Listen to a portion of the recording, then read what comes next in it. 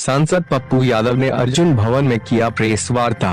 सांसद पप्पू यादव ने कहा कि किसानों को हक दिलाने के लिए संघर्ष करेंगे। सांसद पप्पू यादव ने कहा कि बढ़ती उम्र के कारण मुख्यमंत्री भ्रष्टाचार एवं अपराध रोकने में अक्षम है। सांसद पप्पू यादव ने कहा कि बढ़ते अपराध के खिलाफ सदन में आवाज उठाएंगे। सांसद पप्पू यादव ने कहा कि बिहार के 10 अधिकारी सरकार चला रहे हैं पूर्णिया बिहार।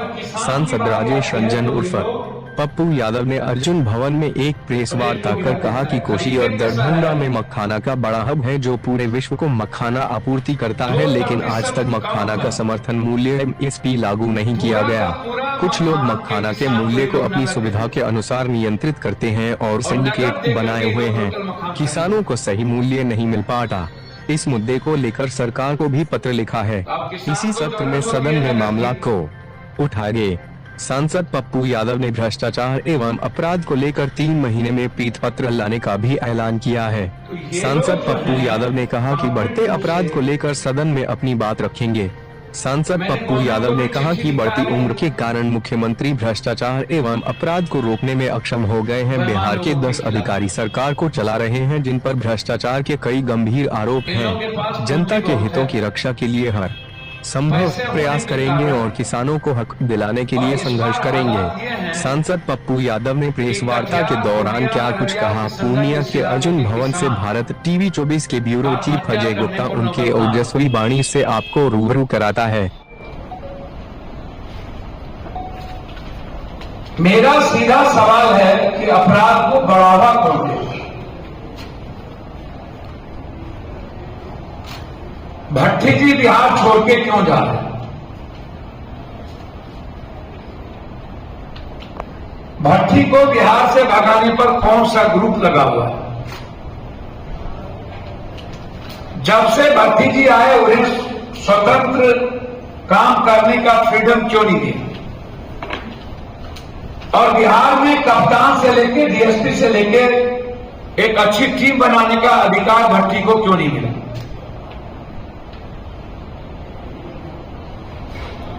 कौन है इसके पीछे? जो जमीन माफियाओं का, बालू का, शराब का, ड्रग्स का उद्योग चल रहा है। और ये बात मैंने सदन में भी कही। White sugar, brown sugar solution, इसका बड़े व्यापक पैमाने पर बिहार में धंधा है। तेलंगाना में केक में गांजा मिला करके फैक्ट्री और 80% लगभग मिजोरम में एड्स और HIV के शिकार हो गए हैं यूथ। 80-70% सिर्फ ड्रग्स के कारण, या गांधी। तो हमने साफ कहा कि इस अपराध और माफिया के पीछे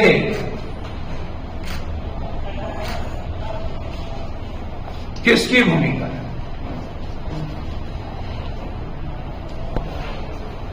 और मैं गारंटी के साथ आपको कह रहा हूं और करबल हाथ जोड़ के नीतीश जी से कि जब तक नीतीश जी का उम्र था, शरीर बहुत मजबूत थे, तब तक कुछ इकबाल बची थी। भ्रष्टाचार पर भी कुछ कमी थी। आज अपराध और भ्रष्टाचार चरम पर।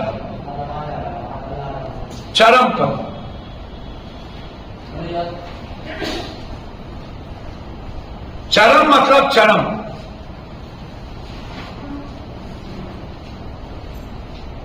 और ये दोनों मेरे लिए चैलेंज है।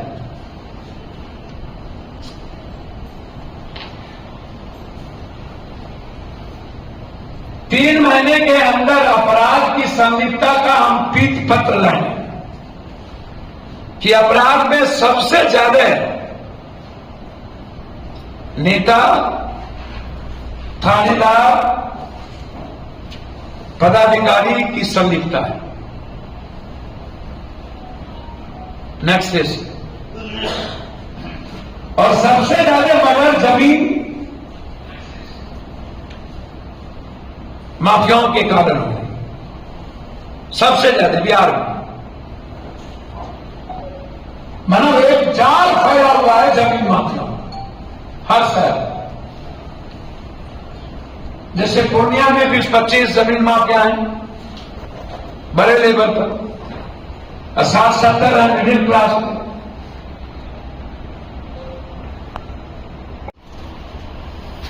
पूरे बिहार में 8 घंटा पटना में बिजली नहीं है। आज से 20 साल पहले बिजली सेक्रेटरी के द्वारा बिजली को बेचने की शुरुआत बना के एक बड़े व्यापारियों से हुआ।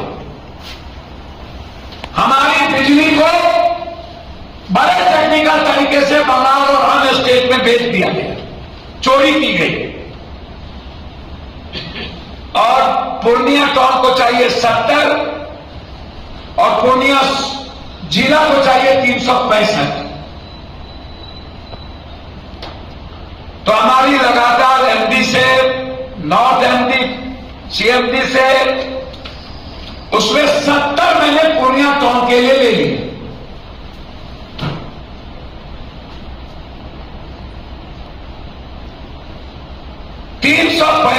की बात चल रही है कि पूर्णिया को मिले। कल लंबी बातचीत मुझे मंत्री जी से हुई और उन्होंने आश्वस्त किया कि पूर्णिया को 365 मेगावाट मिले। नॉर्थ एमडी से भी मेरी बातचीत हुई।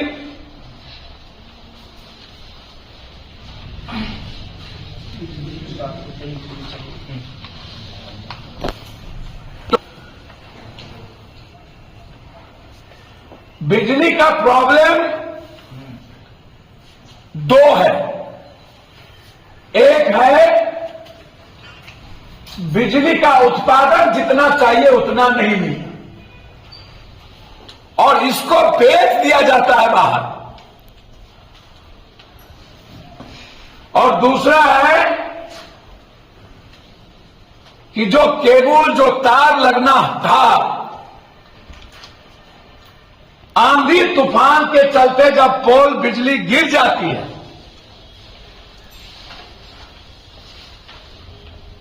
तो सरकार के पास कर्मचारी कम है, जिसके चलते समय पर बिजली को हम तुरंत नहीं ला पाते। इसको आप ऐसे समझिए। इसीलिए मैं लगातार, और बिजली का यह प्रकरण भी बेचने वाला आपको देखने को मिलेगा इसी सोमवार से सोमवार के लिए। आप सुनिएगा कि सदन में यह मामला नाम सहित किस कंपनी को बेचा गया, कब कब कैसे बेचा गया, मैं सब बताऊं। मेरे पास पूरा डिटेल आ गया और ये मैं सदन में बताऊं किस किस सेक्रेटरी के द्वारा बेचा गया और कैसे बेचा गया, नाम होगी उसका। लोग मखान को 1100, 1150, 1200, 1300 रुपये में बेचता है और जब किसान की बारी आती है तो ये लोग रेट को गिरा देता है। खरीदते कैसा है, 2% कम पर पूरा का पूरा मखान के किसान को ये लोग नगद दे देता है और नगद दे करके ये लोग टोटल मखान खरीद लेता है। अब किसान को जरूरत होती है नगद की,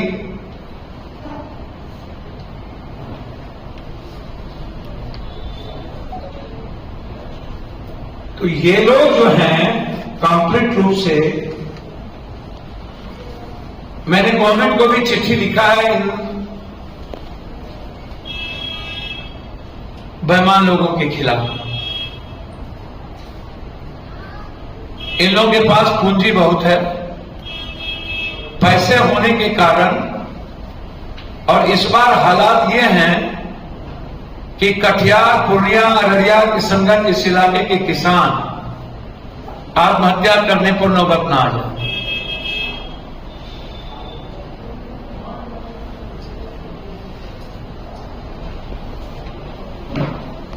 इसलिए हम इस मामले को सोमवार से शुक्रवार के बीच उठाएंगे भी, और हमारा अंतिम सांस तक लड़ाई होगी। जैसे मिनिमम ही क्विंटल 2100-2200 रुपया मिनिमम सपोर्ट प्राइस मक्का का बहुत गिरेगा तो वो 1600-1700 से नीचे नहीं गिरेगा, 1800। लेकिन मखान को तो, मखान के किसान को तो हम लोगों ने जिंदगी ही कर रखी, तो ये इजाजत नहीं देंगे सोमवार से शुक्रवार के बीच। और जब तक मखान के किसानों की एमएसपी लागू नहीं होगी तब तक मेरी लड़ाई जारी है, सड़क से संसद। मखान और मक्का पर बेस इंडस्ट्री, कल भी हमने चिराग पासवान जी से, इसके पहले हम जितन राम मांझी जी से, हम इन लोगों से मिले हैं और हमने कहा कि जितनी जमीन चाहिए मैं लूंगा, मुझको इंडस्ट्री चाहिए। इन लोगों ने वादा किया। हमने आईआईटी के लिए, आईआईएम के लिए भी हम मांझी जी से हमने कहा कि एक दक्षिण बिहार में गया, एक उत्तर बिहार में पूर्णिया आईआईटी हब बने। एजुकेशन के डिस्कशन के दिन भी दोनों, शिक्षा मंत्री और मांझी जी दोनों थे। तो हमारी दृढ़ दृष्टि है,